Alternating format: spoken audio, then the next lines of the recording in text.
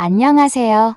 인생을 바꾸는 관점입니다. 오늘은 대명절 설날에 믿었던 큰아들, 작은 아들에게 잠옷바람으로 쫓겨났다가 어머니로서 큰 가르침을 주었다는 박순희님의 사연입니다. 어떤 내용의 이야기일지 바로 들어보도록 하겠습니다. 안녕하세요.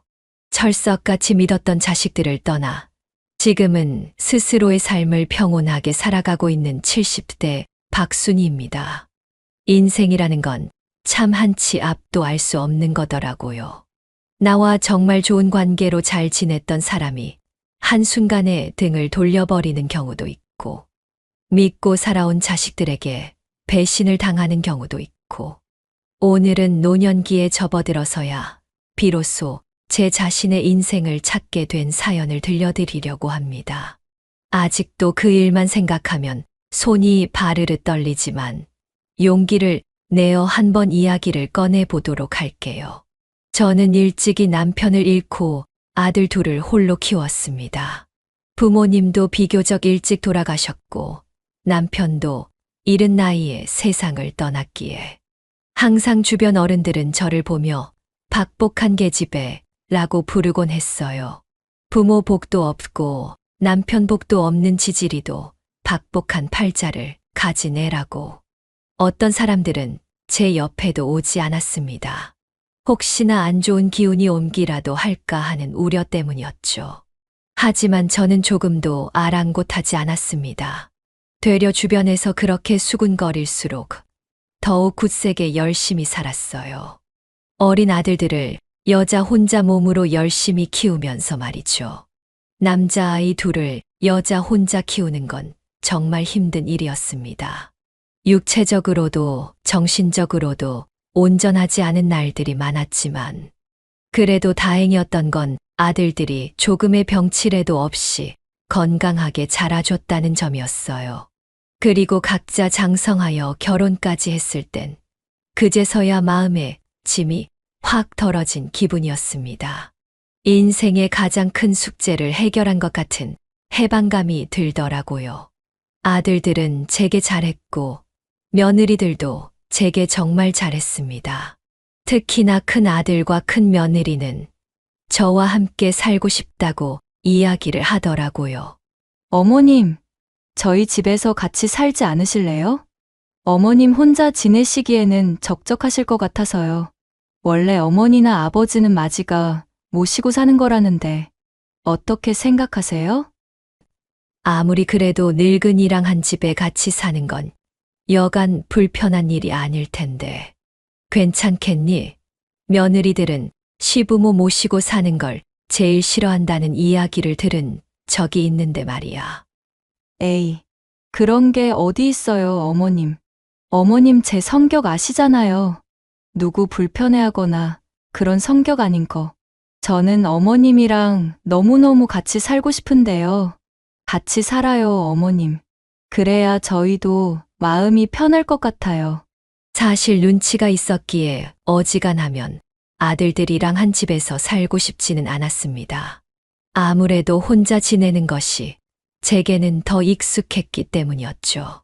하지만 큰 아들은 장남이라는 이유 하나로 책임감을 가지고 저와 함께 살기를 원했고, 며느리도 저와 함께 살고 싶다는 의사를 표현했습니다. 그렇게 고민을 하던 저는 결국 큰 아들 내외와 함께 지내게 됐어요. 어머님, 오늘 저랑 같이 쇼핑 가실래요? 요 앞에 마트에 오늘 대박 할인 행사한대요. 큰 며느리는 아들이 없는 제게 참 딸 같은 존재였습니다. 살갑고 애교 많은 데다가 배려심까지 깊어 미워할 수가 없는 사람이었죠. 이렇게 아무렇지 않게 행복하게 살아온 제게 불행이 찾아온 날은 민족 대명절이라 불리는 설날이었습니다. 저는 큰 아들 집에서 함께 살고 있었고 매년마다 설날이 되면 차례를 지냈기 때문에 새벽같이 일어나 차례상에 올라갈 음식을 준비하는 것이 저의 역할이었어요. 그날도 매년 그랬던 것처럼 새벽 일찍 일어나 불을 켰습니다. 한겨울 새벽 공기는 무척이나 차가워서 집 안까지 냉기가 가득할 정도였지만 음식을 하면서 자연스럽게 생긴 온기는 제 손끝을 데우며 추워진 몸과 마음을 따뜻하게 만들었습니다. 계란물을 입혀 전을 부치고 튀김을 튀기고 기름 냄새와 함께 지글지글 소리가 귀를 간지리니 설날의 분위기가 한층 더 느껴졌습니다. 큰아들 내외가 잘 먹는 갈비찜도 준비했고 잡채는 재료를 미리 손질해둔 덕에 금방 완성될 터였죠. 떡국도 육수를 내어 끓이기만 하면 끝이었습니다. 그때 뒤에서 인기척이 들려왔습니다. 어머님, 이 새벽부터 음식을 하고 계신 거예요? 저라도 깨우시지 그러셨어요. 혼자 음식 하시는 거 힘드셨을 텐데. 아니야. 내가 늘 해왔던 거잖니. 음식은 어차피 다 되어 가니까 너는 들어가서 좀 더 자라. 아니에요, 어머님. 저도 옆에서 도와드릴게요. 뭐부터 하면 될까요? 인기척의 주인공은 바로 큰 며느리였습니다. 잠귀가 어둡고 잘 깨지 않는 큰 며느리는 그날따라 제게 유독 살가웠어요. 원래는 제가 집에서 뭔가를 할 때 딱히 옆에 와서 돕는 편이 아니었는데 그날은 유난히 일찍 일어나 제 옆에서 음식하는 걸 도우려고 하더라고요. 해가 서쪽에서 떴나 싶었고 뭔가 이상하다는 느낌이 들긴 했지만 그래도 선의를 보이려는 사람을 이상하게 여기는 것도 안 좋다고 생각해 큰 며느리에게 뒷정리를 부탁했습니다. 그리고 몇 시간 후 차례를 지내고 저희 세 식구는 텔레비전을 보면서 식사를 했어요. 그런데 그날따라 정말 분위기가 이상했습니다. 큰 며느리는 밥을 먹는 내내 뭔가 할 말이 있는 듯 저를 힐끗 쳐다봤고 큰 아들은 입을 꾹 다물고 묵묵히 밥만 먹었어요. 묘하게 이질감이 드는 분위기에 결국 참다 못한 저는 먼저 입을 열었습니다. 너희 둘, 오늘따라 왜 그래? 아가, 너 나한테 무슨 할 말 있니? 그리고 성범아, 너는 무슨 일 있는 거야? 밥 먹는데 한마디도 안 하고. 저 어머님, 드릴 말씀이 있어요. 그래. 뭔데? 말해봐라. 어머님 정말 죄송해요. 앞으로 저희 같이 사는 건 어려울 것 같아요. 큰 며느리의 말은 망치로 머리를 맞은 것처럼 충격적이었습니다. 그 말을 듣는 순간 저는 할 말을 잃고 말았어요. 너무 갑작스럽더라고요. 뭐라고? 그게 무슨 말이냐? 갑자기 같이 지내는 건 어려울 것 같다니. 무슨 일 있니? 어머님도 아시겠지만 요즘 세상 돌아가는 게 예전 같지 않잖아요. 저희 둘 다 일을 하고는 있지만 솔직히 말씀드리면 3인 가족이 이 정도로 가지고 먹고 살기에는 생활비가 좀 빠듯해요. 이번에 저희 연봉 협상도 실패했고 이 사람 회사는 지금 적자 나서 엄청 휘청거린다고 하더라고요. 희망퇴직도 언급되는 상황이고요. 저희 입에 풀칠하기도 힘든 시점에 어머님까지 모시고 살기엔 아무래도 저희가 감당하기가 힘들 것 같아서요. 너무 황당했습니다. 고작 자기네들 먹고 살기 힘들다는 이유로 저를 내쫓는 거라니. 저는 큰아들 내외와 함께 살면서 되려 도움을 주면 좋지. 단 한 번도 용돈을 달라고 이야기를 한 적도 없었고 밥을 축낸 적도 없었습니다. 물론 다들 어렵게 사는 건 알고 있지만 아무리 그래도 그렇지 이렇게 통보식으로 말을 하는 것은 옳지 않은 거라 생각했어요. 너희 말대로라면 내가 이 집에서 애당초 짐이 된다고 생각한 거냐? 내가 너희한테 용돈 달라고 손 벌린 적 단 한 번이라도 있냐? 아니면 이거 사달라 저거 사달라 바라기를 했냐? 밥을 축내길 했냐? 아니면 살림을 못한다고 너를 들들 볶으면서 구박하기를 했냐? 너희 둘 다 맞벌이로 힘든 거 아니까 내가 집 청소도 다 해주고 밥도 다 해주고 했는데 너희가 힘들어서 날 데리고 살기 힘들 것 같으니 이 집에서 나가라고? 예, 이건 예의가 아니지. 어머님, 정말 죄송해요. 저희도 이런 말씀 드리고 싶지 않았어요. 그래도 상황이 상황이니만큼 이해를 좀 해주셨으면 좋겠어요. 지금 당장은 아니지만 머지않아 회사가 문을 닫게 된다거나 직장에서 해고를 당하게 된다면 저희 입장도 곤란해지니까. 맞아요. 이런 결정 내릴 수밖에 없었던 저희 입장도 좀 생각해 주세요, 어머니. 저희가 오죽 부담스러웠으면 이렇게까지 이야기를 하겠어요. 이렇게 이야기해야만 하는 저희 마음도 편치가 않아요. 너무 불편하다고요. 부담스럽다라는 큰 아들의 말은 제 가슴을 아프게 후벼 팠습니다. 오랜 시간 동안 큰 아들 내외와 함께 지내면서 불편함을 줬던 건 하나도 없다고 생각하는데 어떻게 제 어미를 부담스러운 존재라고 생각할 수가 있는지. 저는 아들과 며느리의 이야기를 듣고서는 머리가 백지장처럼 하얘졌고 한동안 아무 말도 할 수 없었습니다.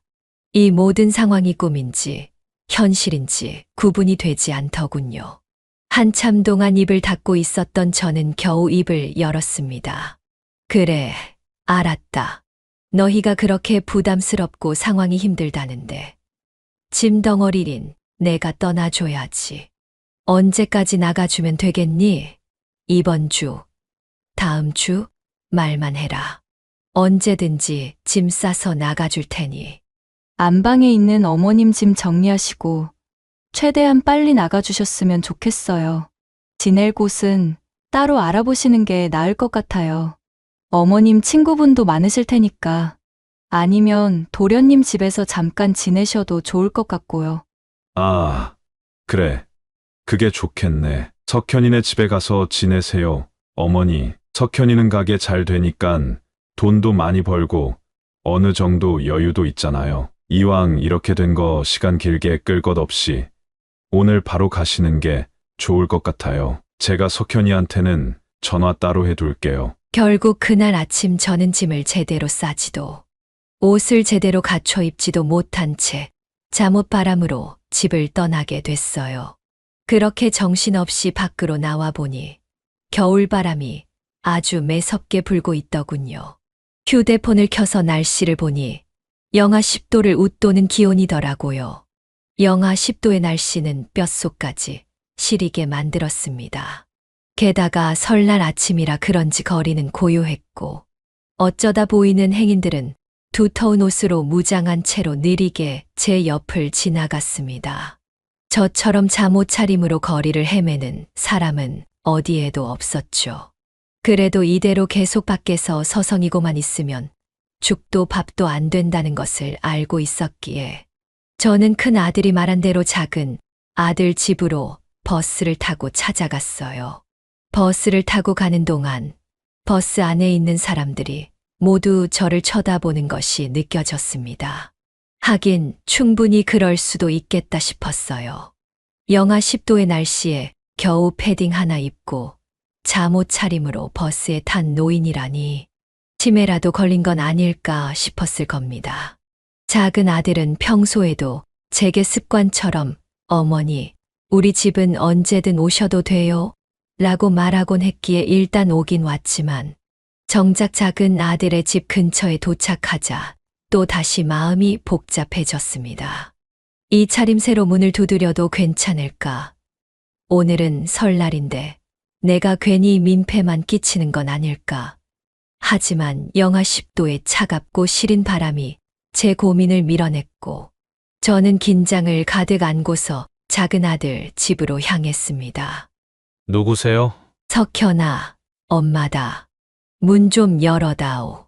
얼마 지나지 않아 현관문이 열리고 그 안에서 작은 아들이 나왔습니다.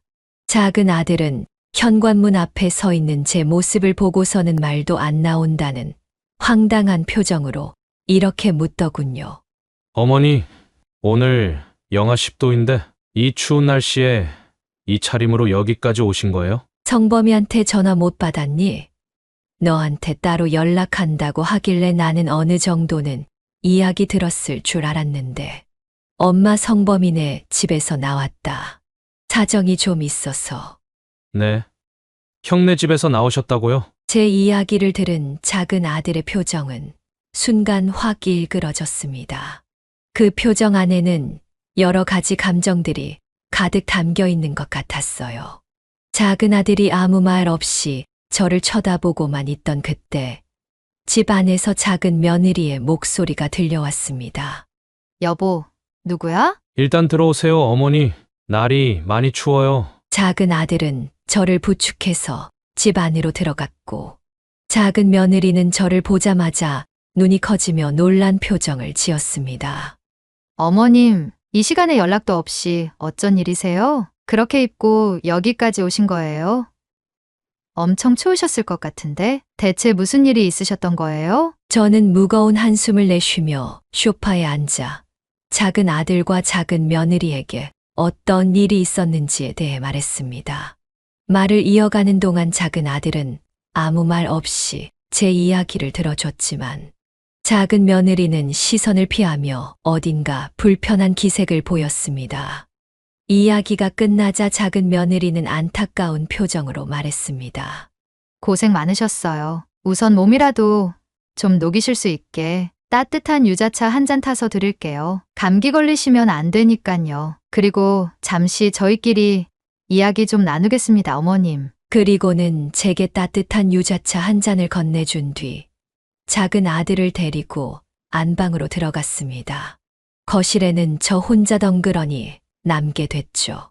텔레비전 하나 켜져 있지 않았던지라 두 사람이 나누는 대화 내용은 제 귀에 아주 선명하게 들려왔습니다. 아니, 누가 생각이나 했겠냐고. 어머니가 형네 집에서 쫓겨날 거라고. 나도 지금 엄청 당황스러워서 뭐라고 말해야 할지 감도 안 잡히는데 대체 나한테 화를 왜 내는 건데? 내가 어머니한테 우리 집으로 오라고 했어? 아님 내가 형한테 어머니 집에서 내쫓으라고 시켰어? 당신은 어머님이 좀 받아달라고 하면 받아줄 거 아니야? 우리 생각도 안 하고 그러니까 냅다 집 안으로 모시고 들어온 거겠지. 이렇게 하면 내가 받아줄 거라고 생각했을 테니까. 뭐가 그렇게 매사 부정적이야, 그게 아니라 노인네가 이 추운 엄동설 안에 목도리는커녕 겉옷도 제대로 못 입고 잠옷 차림으로 찾아온 게 안쓰러워서 집 안으로 들어오라고 한 거였어. 그럼 뭐 어머니가 그러고 왔는데 내가 저희 바쁘니까 문 닫을게요 하고 내쫓으리? 입장 바꿔서 생각해봐. 장모님이 그러고 찾아오셨음 당신 외면했을 수 있겠어? 왜 또 우리 엄마를 들먹거리는 건데? 지금 상황이 다르잖아. 아무튼 간에 어머님 우리 집으로 모실 생각하지 마. 당신 요즘 가게도 잘 안 된다며? 우리 먹고 살기에도 바빠. 그 대화를 말 없이 듣고 있으니 가슴 한켠이 욱신욱신 아려오더군요. 나는 큰 아들도 모자라 작은 아들에게까지 버림받은 거구나 하는 생각이 절로 들었습니다. 그리고 얼마 지나지 않아 작은 아들은 미안한 표정으로 방에서 나와서는 제게 이렇게 말했습니다. 어머니, 죄송해요. 많이 기다리셨죠? 응, 아니다. 괜찮아. 그 어머니 정말 죄송합니다. 저도 마음 같아서는 어머니 모시고 살고 싶은 마음이 굴뚝 같은데 지금 상황도 상황이고 애들 학원비에 대출금에 나갈 돈이 너무 많다 보니까 어머니를 모시고 살기에는 저도 힘들 것 같아요. 죄송해요. 누가 나 데리고 살아달라고 부탁이나 했니? 그럴 생각 없다. 대신 며칠만 집에 좀 있을 수는 없겠니? 나도 갈 곳을 좀 알아봐야 해서. 아무 준비도 안 된 상태에서 쫓겨나는 바람에 더도 말고 덜도 말고 딱 며칠이면 된다. 그 시간까지는 쥐 죽은 듯 집에서 조용히 방해되지 않게 지낼게. 어머님 죄송해요. 요즘 애들도 예민한 시기이고 저희도 요즘 정신없이 바빠서요. 어머님까지 신경을 써 드릴 수는 없을 것 같아요. 어머님이 하루든 이틀이든 저희 집에 머무르시는 것만으로도 저희가 많은 걸 신경 써 드려야 하는 거잖아요. 저희 입장도 좀 이해해 주세요, 어머님. 작은 며느리가 단호한 표정으로 딱 잘라 말하던 그 순간 큰 손녀와 작은 손녀가 잠에서 깬 듯 거실로 나왔습니다. 거의 2년 만에 만나는 손녀들이었기에 저는 반가운 마음에 손녀들에게 두 팔을 뻗어 다가갔어요. 그런데 제 모습을 본 큰 손녀의 말에 저는 또 한 번 상처를 입고 말았습니다. 헐, 할머니, 옷이 그게 뭐예요? 이 추운 겨울에 웬 잠옷바람? 응. 아, 할미 옷이 좀 그렇지. 할미가 급하게 오느라고 옷을 갖춰 입지도 못하고 왔네. 그러고 여기까지 오신 거예요? 다른 사람들이 되게 꼴사납다고 생각할 것 같아요. 약간 다 늙어서 저게 무슨 주책이야. 이런 느낌? 민선이 너 할머니한테 말하는 본세가 그게 뭐야? 버릇없게 어른한테 꼴사납다니. 당장 사과드리지 못해. 죄송해요 어머니. 일단은 지금 가시는 게 좋을 것 같아요. 큰 손녀에게 꼴사나워 보인다.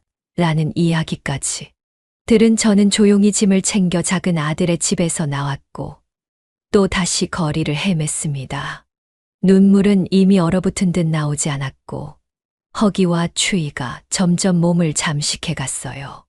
이대로 있다가는 정말 길바닥에서 죽을 수도 있겠다 싶어서 어딘가에라도 들어가기 위해 몸을 녹일 만한 곳을 눈으로 열심히 찾았습니다.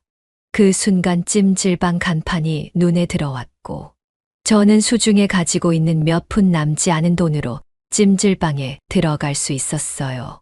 찜질방 안은 숨을 쉴 때마다 시린 느낌이 들었던 바깥과는 달리 아주 따뜻했습니다. 그 따뜻함에 몸은 조금씩 풀렸지만 마음은 여전히 얼어붙어 있었어요. 한쪽 구석에 자리를 잡고 앉아있던 저는 어린아이들의 웃음소리를 들었습니다. 고개를 돌리니 가족 단위로 온 사람들이 삼삼오오 모여 즐겁게 시간을 보내고 있더라고요. 그 모습을 보며 제 눈에는 눈물이 맺혔습니다. 제가 가족들과 함께 보낼 설날을 기대했던 모습과 너무나도 대조적이었기 때문이었죠. 그렇게 갈 곳 없이 찜질방에서 며칠을 보낸 저는 스스로에게 계속 되물었습니다. 집에서 쫓겨날 만큼 아들과 며느리를 불편하게 한 걸까? 내가 뭘 그렇게 잘못해서 쫓겨나게 된 걸까? 나는 앞으로 어떻게 살아야 할까? 하지만 아무리 혼자 생각을 해도 달라지는 것은 아무것도 없었습니다. 고민이 전혀 해결되지 않고 계속 실타래처럼 의문만 늘어갈 뿐이었죠. 나 자신에 대한 의문, 어떻게 해야 할까에 대한 고민. 계속해서 머리를 싸매고 있던 저는 결국 찜질방에 들어온 지 5일 만에 스스로 결단을 내리게 됐습니다. 그리고 찜질방에서 나오면서 옷을 갈아입고 곧장 은행으로 향했어요. 오랫동안 들어놓았던 적금 통장과 한 번도 꺼내지 않았던 비상금 통장에서 돈을 인출하기 위함이었죠. 적금 통장과 비상금 통장이라는 말에 다들 많이 놀라셨을 겁니다. 사실 저는 30년 동안 반찬 가게를 운영하던 사장님이었어요. 30년을 시장에서 반찬 가게를 운영하며 하루하루를 보냈던 제 삶을 돌이켜보면 참으로 치열하고도 보람찼다고 자랑스럽게 말할 수 있습니다. 제가 처음 반찬 가게를 시작했을 때는 작은 공간에 반찬 몇 가지로 작고 소박하게 시작했어요. 하지만 제가 만든 반찬을 좋아해 주시는 손님들이 점점 늘면서 가게도 커졌고 매출도 오르게 됐죠. 그때부터 저는 마음속으로 이렇게 생각했습니다. 내가 지금 번 돈은 온전히 내 돈이 아니다. 내 가족을 위한 돈이다. 지금까지 번 돈은 모아놨다가 언젠가 정말 필요할 때 우리 가족을 위해 써야지. 그래서 제 이름으로 된 비상금 통장과 적금 통장을 하나 만들었습니다. 아이들이 어릴 때부터 저는 달달이 적금을 부었고 생활비를 아껴가며 조금씩 돈을 모았습니다. 장사가 잘 될 때는 100만 원, 장사가 조금 안 될 때는 50만 원씩이라도 넣었습니다. 그렇게 30년을 모은 돈이 어느덧 5억 원이라는 큰 금액이 되었습니다. 사실 이 통장의 정체는 그 누구에게도 말하지 않았습니다. 남편이 살아있을 때도 아이들이 결혼하고 나서도 돈을 모으고 있다는 이야기를 하지 않았죠. 정말로 써야 할 순간이 올 때, 나나 아들들이 힘들 때 쓰자. 그렇게 스스로를 다독이며 모아온 돈이었거든요. 하지만 제가 그 돈을 진짜로 저를 위해 써야 할 날이 올 줄은 상상도 하지 못했습니다. 큰 아들과 함께 살던 집에서 쫓겨나고 작은 아들네에서도 같이 지내는 것을 거절당한 뒤 찜질방에서 지내는 동안 제 마음은 다칠 대로 다쳤고 상처받을 대로 상처를 받았습니다. 그저 자식들을 믿기만 했을 뿐인데 이렇게 배신당할 줄은 정말 생각조차 하지 못했기에 이제는 아들, 며느리, 그리고 손주들이 아닌 오직 저를 위해서만 살아야겠다. 다짐하고 모아놓은 돈을 빼야겠다고 마음을 먹었습니다. 은행에 찾아가 적금을 해약하고 비상금을 모아놓은 통장은 해약하지 않고 따로 카드를 만들어 사용하기로 했어요. 적금 해약할 때 은행원 아가씨가 저한테 그렇게 이야기를 하더라고요. 어르신 분들 중에서 이렇게 꾸준히 적금 들고 돈 모으시는 분들은 거의 없는데 고객님께서는 정말 대단하신 것 같아요. 장기간 저희 은행이랑 거래해 주셔서 감사합니다. 감사하긴요. 그렇게 이야기를 해주니 되려 제가 더 감사하지요. 나이를 먹으니 돈을 쓸 곳이 없어서 자연스럽게 한 푼, 두 푼 모으게 되더라고요. 고생도 많이 했고 그동안은 돈 모으는 재미로 살았는데 이제는 돈 쓰는 재미를 한번 느껴보려고요. 나를 위해서요. 정말 멋있으시네요. 나를 위해서 돈 쓰는 재미를 느끼겠다니. 맞아요. 다른 사람을 위해 돈을 쓰는 게 아니라 나 자신한테 내 돈을 투자하는 게 제일 보람차고 재밌더라고요. 그 즐거움을 꼭 느껴보시기를 바래요. 은행원 아가씨는 마지막까지 웃으면서 제게 인사를 건넸고 저도 아가씨에게 가볍게 인사를 한 후 은행을 나섰습니다. 그리고 문득 떠오른 곳이 있어 곧바로 그곳으로 향했어요.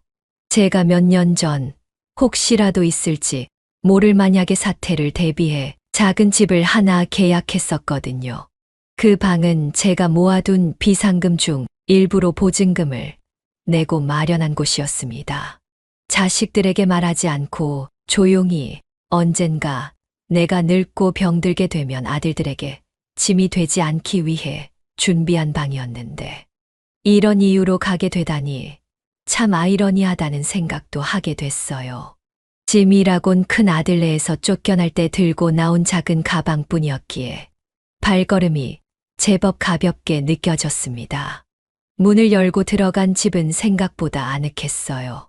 비록 조금은 오래된 건물이었지만 저 혼자 생활을 할 수 있는 공간이 생겼다는 것만으로도 마음이 한결 편안해지더라고요. 이런 일이 있을 줄 모르고 마련한 집이지만 그래도 참 좋네.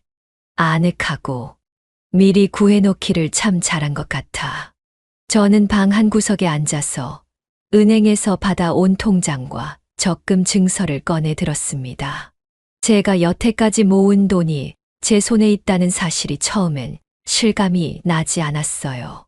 하지만 이제는 정말 온전히 나를 위해 살아야겠다는 생각이 드는 순간 가슴이 두근거리기도 했습니다. 이 돈 그냥 두면 뭐 하겠어. 저승길에 노잣돈으로 가지고 갈 것도 아닌데. 이제부터는 온전히 나를 위해 쓰는 거야. 내 자식도 다른 가족도 남도 아닌 오직 고생하면서 살아온 나를 위해서. 모든 것들을 차근차근 정리한 저는 다음 날 몇 년간 좋은 관계로 잘 지냈던 변호사님을 찾아갔습니다. 예전 반찬 가게를 정리할 때 조금 문제가 있었는데 그 문제를 깔끔하게 해결해 주신 고마운 분이었지요. 변호사님은 오랜만에 만나는 저를 반가워하면서도 한편으로는 어떤 일로 찾아오게 됐는지 궁금해하는 눈치였어요. 그래서 저는 설날 동안 있었던 모든 일들을 털어놓았습니다. 원래는 큰 아들 집에서 아들, 며느리 이렇게 살고 있었는데 설 당일날 나한테 이런 말을 하더라고요. 둘이 맞벌이해서 먹고 살기가 힘들다. 둘이 입에 풀 칠하는 것도 힘든데 나까지 데리고 살면 부담이라고. 그러니까 집을 나가줬으면 좋겠다고 이야기를 하는데 내가 기가 막혀서 말이 안 나오더군요. 다른 사람도 아니고 큰 아들이랑 큰 며느리가 그렇게 이야기를 하니 할머니, 작은 아드님도 계신다고 하지 않으셨어요? 작은 아들네로 가시지 그러셨어요. 어쩔 수 없이 작은 아들네로 가기는 했는데 거기는 또 며느리가 나랑 같이 살고 싶어 하지 않더라고.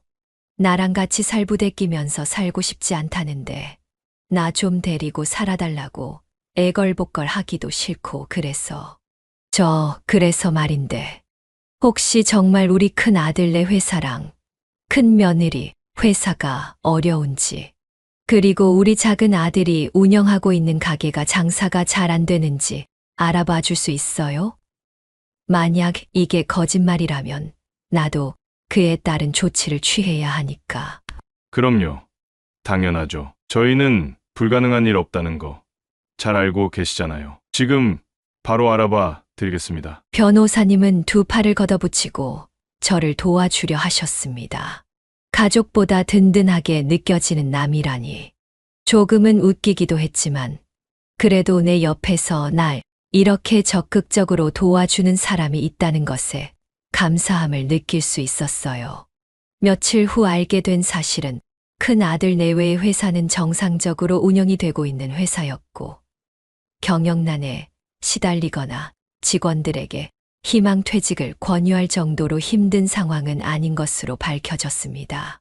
그리고 작은 아들의 가게는 월 매출이 1억 가까이 달성될 정도로 장사가 잘 되고 있다고 하더라고요. 결국 큰 아들도 작은 아들도 제게 할 이유가 없는 거짓말을 친 것이었습니다. 변호사님은 마치 제 일인 양 저를 대신해서 불같이 화를 내주셨어요.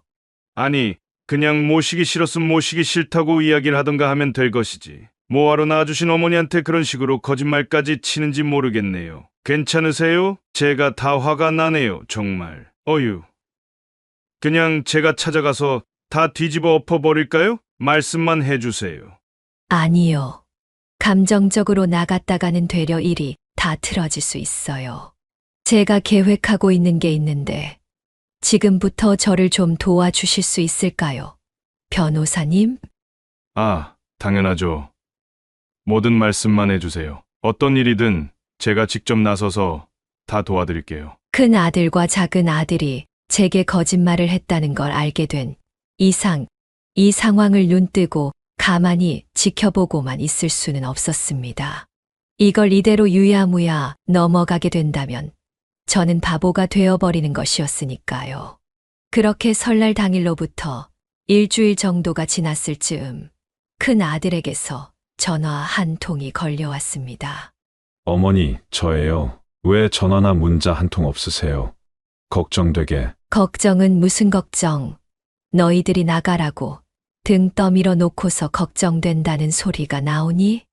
아이, 우리 어머니 마음 많이 상하셨네. 생각해보니까 저희가 크게 잘못한 것 같아서요. 아무리 상황이 어렵다고 하더라도 어머니를 그렇게 집에서 내보내는 결정을 하는 게 아니었는데 지금 어디서 지내고 계세요? 친구 집에서 지내고 계세요? 계신 곳 말씀해 주시면 저희가 모시러 갈게요. 지금 석현이도 같이 있어요. 그래, 마침 잘 됐네.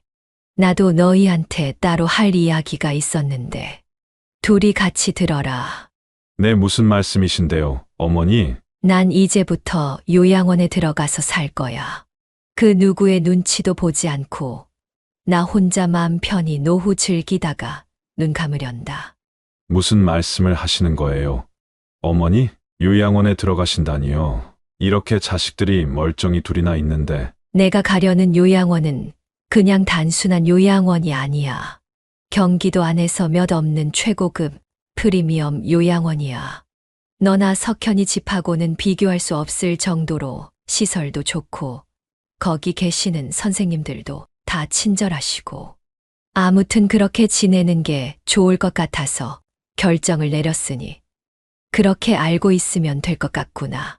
어머니, 그러지 마시고 우선은 저희랑 만나서 이야기하세요. 이런 중요한 사안은 자식들하고 이야기도 하고 그러셔야죠. 어떻게 어머니 혼자서 결정하셔요? 내가 설날에 그렇게 되고 나서 사는 동안 너희한테 너무 의지를 많이 한 건 아닌가 싶은 생각이 들더라고.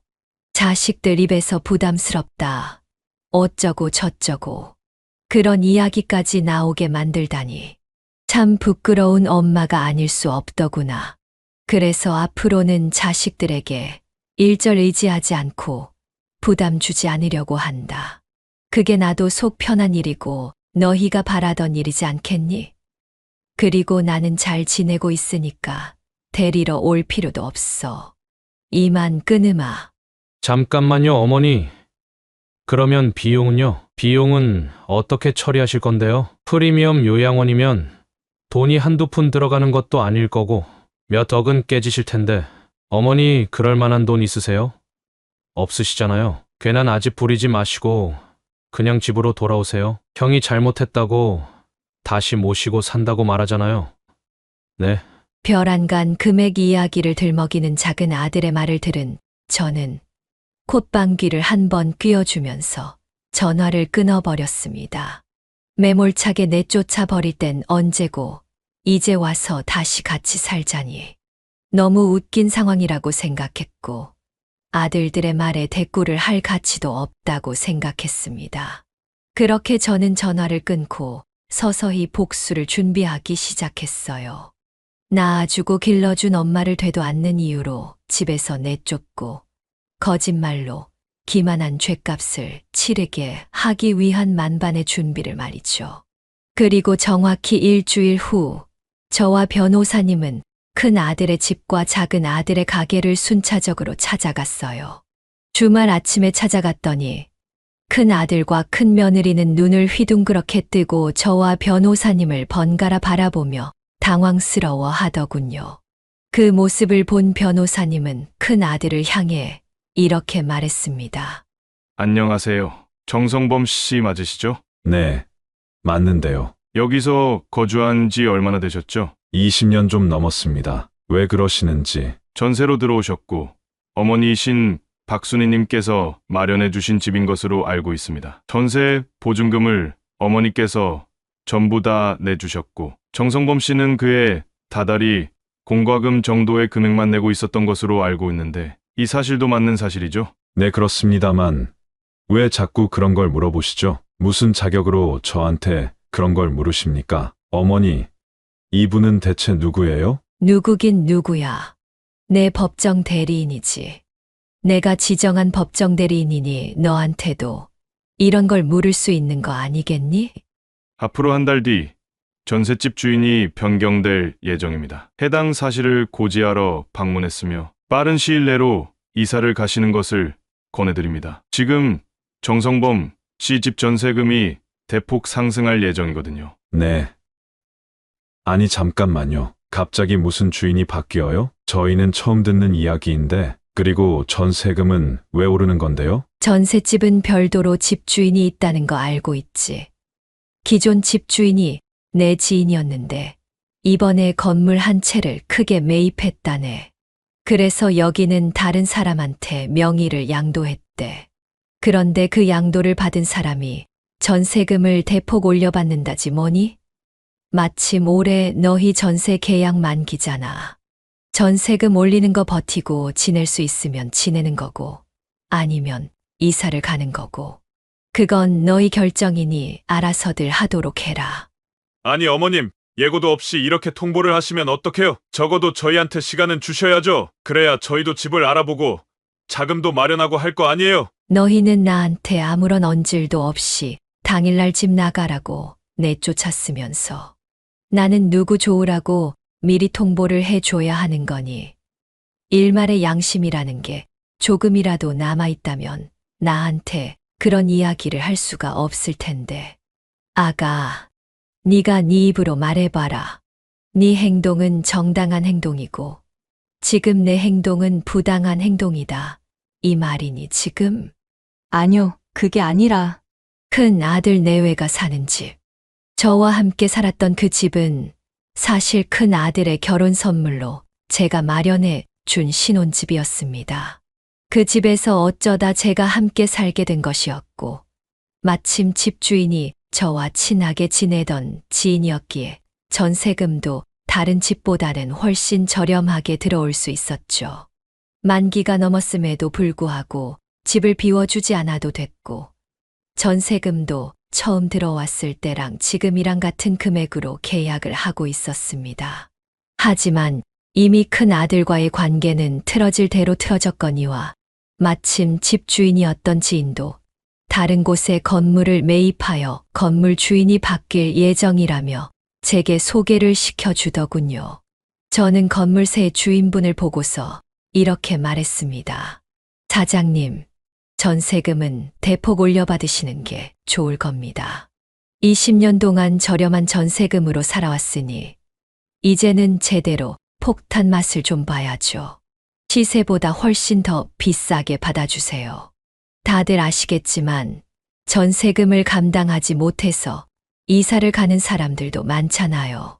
그동안 제 덕분에 편하게 살아왔으니 이제는 그 혜택을 누리지 못한다는 걸, 그리고 다들 이렇게 힘들게 산다는 걸 큰 아들에게 제대로 보여주고 싶었습니다. 말도 안 된다며 목에 핏대까지 세우고 소리를 지르는 큰 아들을 뒤로 한 채 저와 변호사님은 작은 아들이 운영하는 가게로 향했어요. 차를 타고 1시간 정도를 달려 도착한 작은 아들의 가게. 사실 이 가게도 제가 차려준 가게였습니다.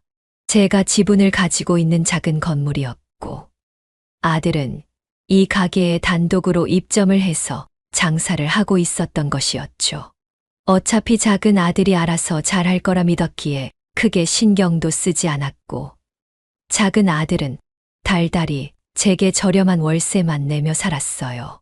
그리고 이곳도 큰 아들의 전셋집처럼 저희 지분을 다른 분에게 양도했습니다. 즉, 건물의 주인은 이제 제가 아니라 다른 사람이 된다는 것이었고, 그 사실을 작은 아들에게 알려주러 찾아온 것이었어요. 작은 아들은 벼랑간 가게로 찾아온 저를 보고 깜짝 놀라며 달려오더군요. 어머니, 연락이라도 하고 오시지. 그럼 제가 식사라도 준비해 놨을 텐데 오시느라 힘들지는 않으셨어요? 가게에 손님이 많이 없어서. 당연히 영업시간이 아니니 손님이 없을 수밖에 없지. 너희 지금 영업 준비 시간 아니니. 식사는 됐고 너 여기 좀 앉아봐라. 할 말 있으니까. 작은 아들은 식은땀을 삐질삐질 흘려가며 저희 맞은편에 앉았고, 저와 변호사님도 자리에 앉아 작은 아들에게 서류 한 장을 내밀었습니다. 그 서류 안에는 앞으로 월세를 대폭 올려받는다는 내용, 건물의 주인이 변경된다는 내용이 적혀 있었어요. 작은 아들은 엄청나게 오른 월세를 보며 눈을 크게 뜨고 제게 물었습니다. 어머니, 이 서류 대체 뭐예요? 무슨 일 있으세요? 갑자기 왜 멀쩡한 건물 지분을 다른 분한테 파신 거예요? 내가 말했지 않니? 난 앞으로 요양원에 들어가서 아무 근심 걱정 없이 맘 편하게 살고 싶다고. 편하게 살려면 내가 가진 것들부터 정리해야 하는 거 아니겠어. 새로 건물 양도받으시는 분은 원칙을 철저하게 지키시는 분이니 월세를 깎아달라느니, 조금 늦게 드리겠다느니, 그런 소리는 씨알도 안 먹힐 거다. 그럼 그냥 건물 지분을 가지고 계시기만 해도 되는 거잖아요.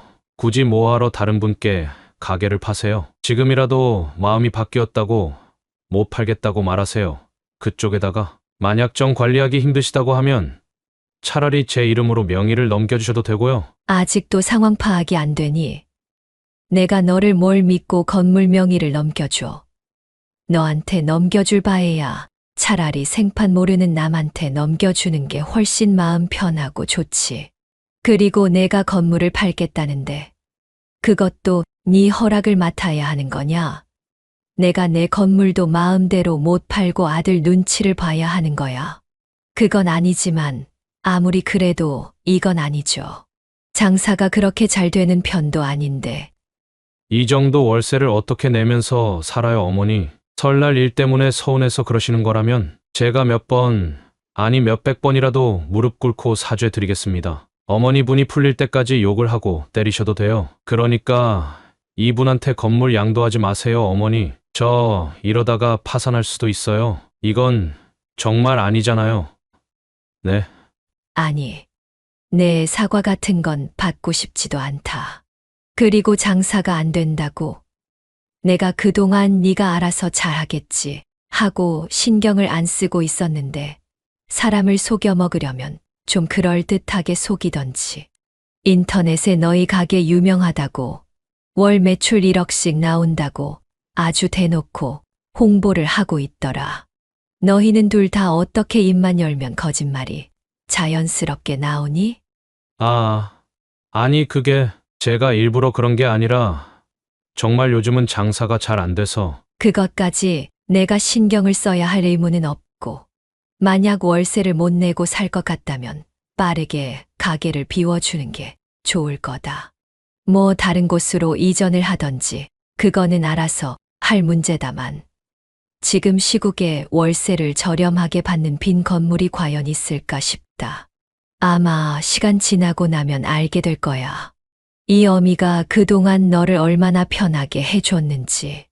아무튼 선택은 내 몫이라는 걸 말해주고 싶어서 왔다. 이만 가보마.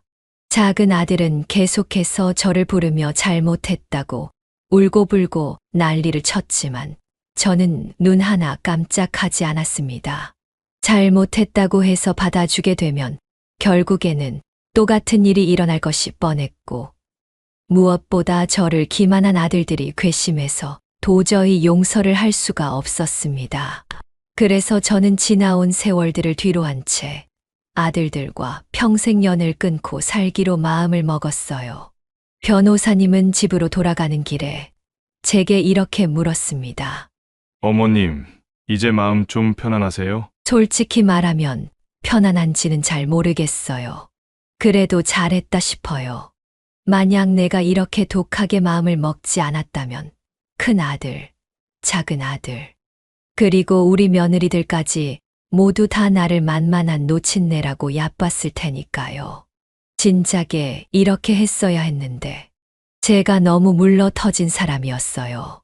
진작에 이렇게 단호하게 행동을 해볼 걸. 지난 날에 대해 후회도 되고 기분도 참 싱숭생숭하고 그러네요.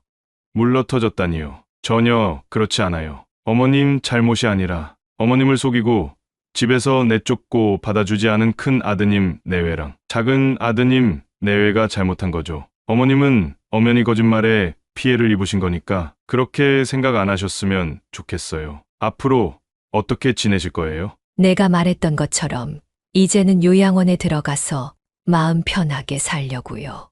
근처에 알아봐 놓은 곳이 있거든요. 프리미엄 요양원이라고 해서 우리가 아는 그런 요양원 말고 호텔식으로 되어 있는 요양원이 있대요.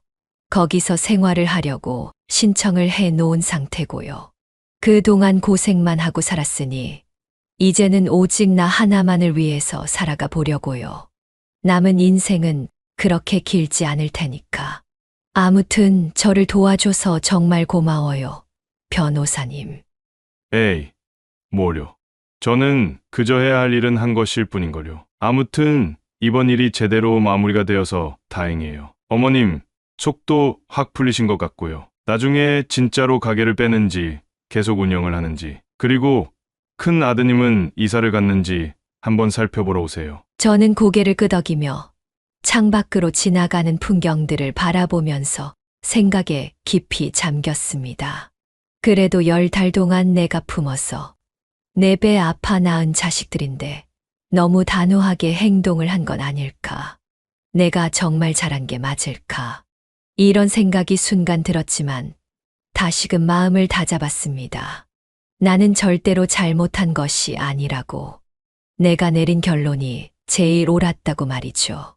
그렇게 한바탕 소동이 벌어진 후 저는 요양원으로 입소를 하게 됐고, 한 달 후 변호사님에게 전화 한 통을 받게 됐습니다.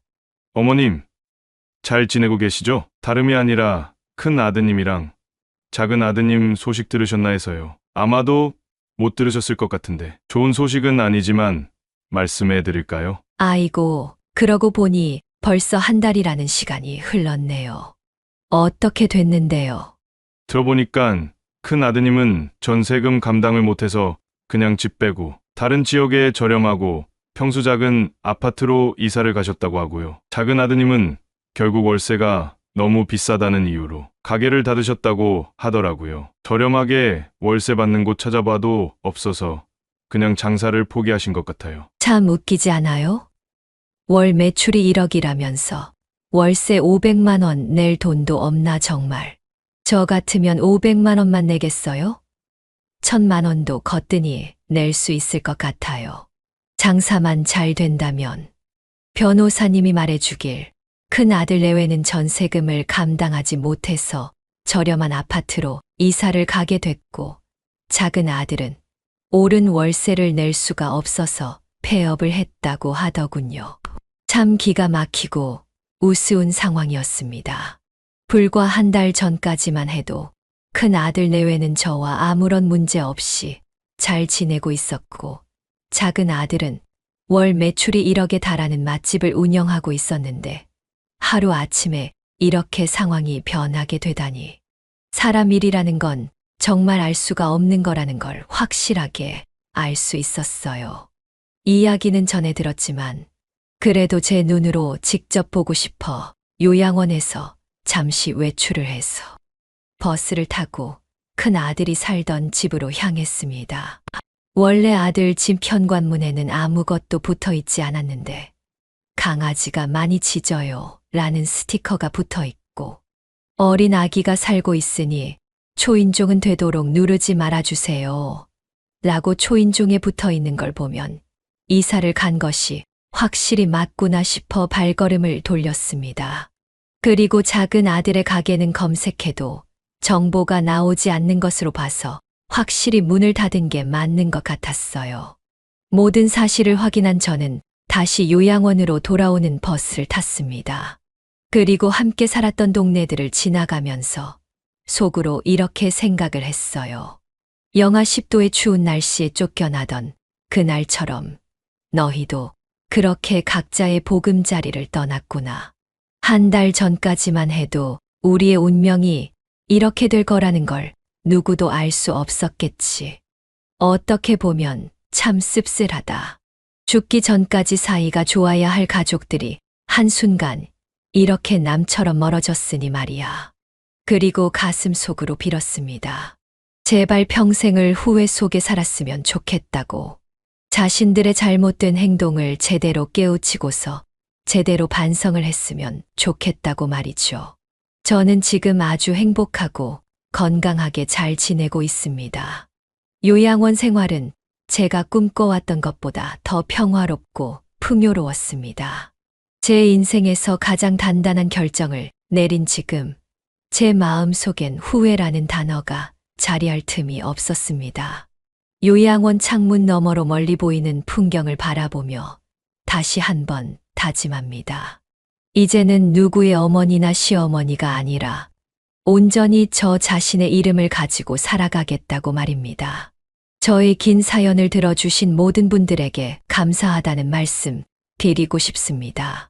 모두 건강하고 행복한 시간 보내시기를 바랍니다. 감사합니다. 네, 오늘 이야기는 어떠셨나요?